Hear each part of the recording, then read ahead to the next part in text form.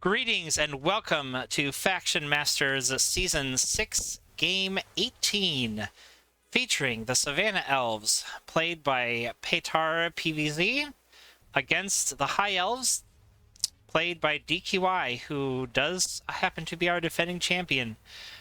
With me here to break it down is LCANELA. Welcome to the video. Hello, Clarissimus. Thank you very much for the invitation. Very nice. So, this matchup, I think we see some different strategies.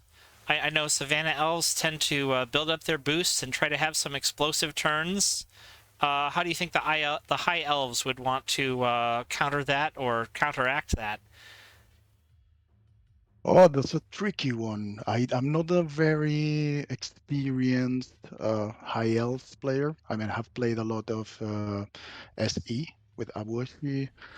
In this case, I think maybe using the range from Peace. I don't think Valeria can come in uh, really into the middle, right? Because she can be punished really hard with some chant of power, something like this. So she has to be very careful to go in. But I don't know if they can win the ranged fight. I'm not very sure. So what do you think? This opening hand suggests perhaps an aggressive start for the High Elves. They've Yeah, got because of that the gate, right? the Law of Sanctity to keep Valeria safe. The gate, maybe even the Oblige. Savannah Elves players always hate going second because it usually means this Lioness won't be able to survive. Yeah, probably. So I wonder what is the interaction between. Oh, we don't have. Sorry, no. I thought we have this event where you can move instead of attack. So the border archer would be like attacking 3 times. So they have to be very careful with that, maybe. Perhaps even 4 times, if necessary, with the Yeah, exactly. the Law of Liberty. This can be Exactly, that's the a one. double-edged sword for High Elves. I've Yeah. I posted a meme once of this when I was playing as Fallen Kingdom and my High Elf opponent played Law of Liberty. I just used a Blood Summon to get a very high boosted undead warrior right on top of Valeria As usual. and kill her in one turn. So you got to be careful with Law of Liberty. That's As with all the High Elf abilities, a lot of it is getting the positioning so that you are most helped by their positive abilities and least hurt by their negative abilities, like this atonement. So, well, let's get. I would think in this matchup, Yeah. SE would have the edge, but I'm not really sure. Because I don't play much High Elves, so I'm not very sure. Let's see. Okay, well, let's get started, and we'll see. Already with another Arbiter of Peace. And as quite predictably, the first Lioness dies. Yeah. Let's see if Valeria attacks the gate to push anything up. Nope. Okay. Jungle Elves, or I should say Savannah Elves, respond. Not by summoning anything, though, because they're going to play it slow. Okay.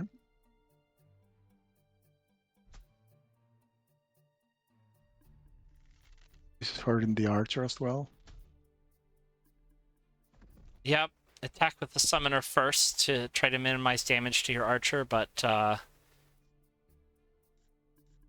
he's I think aggressive. kind of left himself open to some early aggression here, but DQI is going to use this not to necessarily try to put damage on Abua, but just maybe a little bit here, just the one.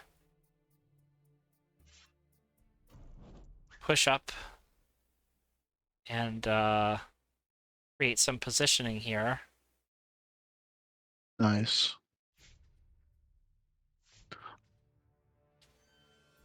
Yeah, he decided to be safe rather than attacking Abua. Mm-hmm.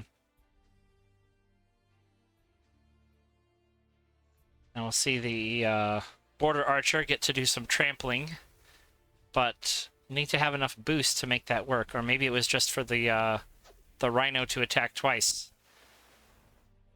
Yeah, I think so. Ooh, Oh, that's rough. yeah. I think he was hoping to put some damage on Valeria, but he's not going to get through now.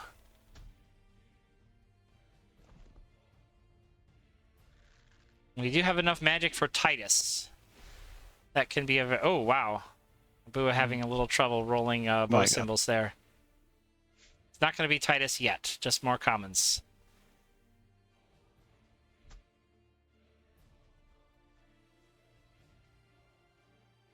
I think we might even see this oblige used to block the gate. Yeah, very, very aggressive maneuvers here. Yeah, oblige is 2 spaces or 3 spaces away? I think it's 3. 3 spaces away. Yeah.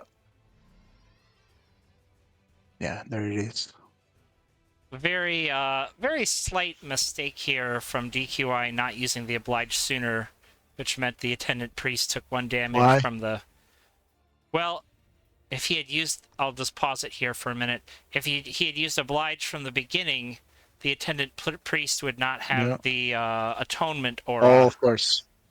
So, just 1 damage. Probably won't make a difference, but now that we've got it... Yeah. Sometimes it does. Now that we've got it paused, what do you... It's a little hard to say without seeing the Savannah Elf player's hand, but what do you think Petar would want to do to get out of this dilemma? Yeah, well, the gate is 50% blocked, so you can only summon from one side. Because the back side is... I mean, you can summon something here, but then you can only attack the peace arbiter. You would have to expose a Bua to move him to the left from my point of view. So I mean, if you want to attack with the piece more than once, I think they are a bit in trouble. DQI has 5 magic. Here, yeah, Petar only has 2 magic, so probably only can summon 1 unit. Tricky. I mean, it's very difficult to know what they're gonna do, what they're thinking without being able to see the hand. Yeah, I noticed though, building magic very slowly.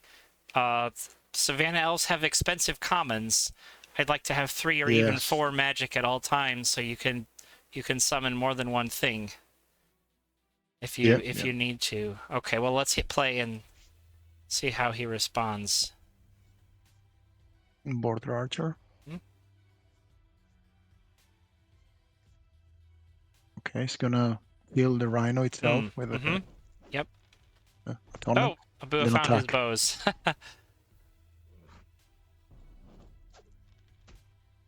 Yeah, the rhino dies, which lets the archer shoot through. Very common tactic for the High Elves, but then, of course, when you're playing against them, you can do it right back to them.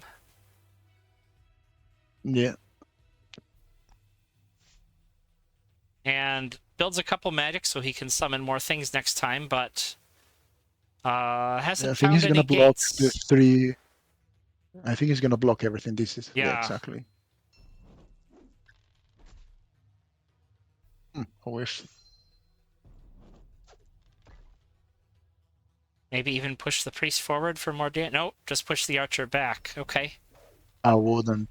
I don't know. I wouldn't, because then you open up a space for summoning and then hurt Valeria. Right.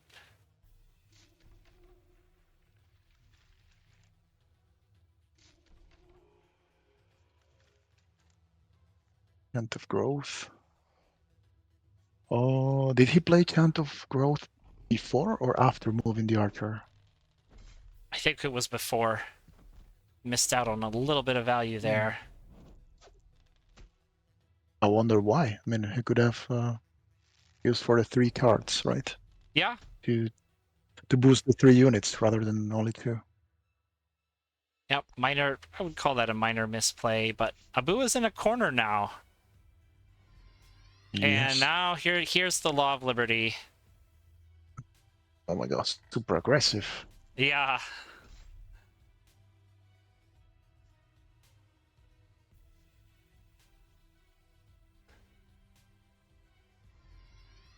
And loyalty, just for a little more damage. Oh my god.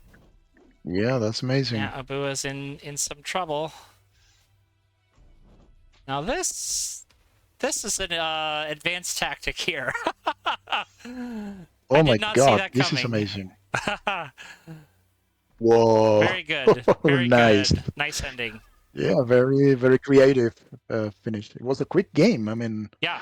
so yeah, so of course now you can give an opinion after you have seen the game. I mean, now that I've watched this, if you ask me again, what is the approach? So maybe it's just to rush Abua before he can get units boosted.